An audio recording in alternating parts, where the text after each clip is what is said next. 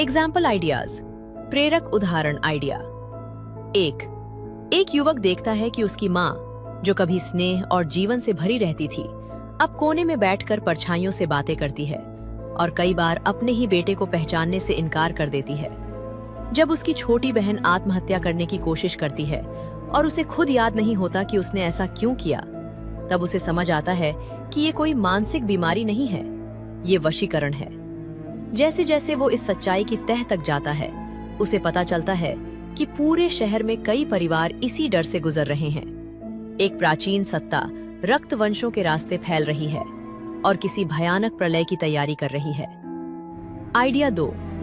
एक महिला देखती है कि उसके पति में धीरे धीरे बदलाव आने लगे हैं। आंखों से हंसी गायब हो गई है और उसकी जगह एक सूनापन आ बसा है जो हर वक्त सबको देखता रिसर्चिंग है। जब एक दिन उसका पति अचेत सी अवस्था में अपनी ही बेटी की जान लेने की कोशिश करता है और बाद में उसे कुछ भी याद नहीं रहता, तो वो इसे पागलपन मानने से इनकार कर देती है।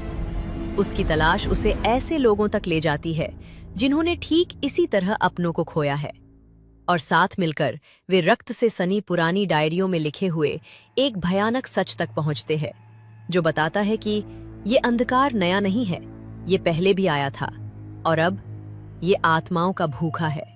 आइडिया 3।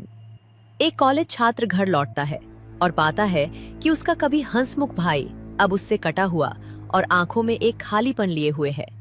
उसकी बातों में ऐसे स्वर हैं जो उसके अपने नहीं लगते। जब वही भाई पूरे परिवार के साथ घर को आग लगाने की कोशिश करता है, तब वो समझ जाता है कि किसी अमानवीय शक्ति ने उस पर वशीकरण कर लिया है।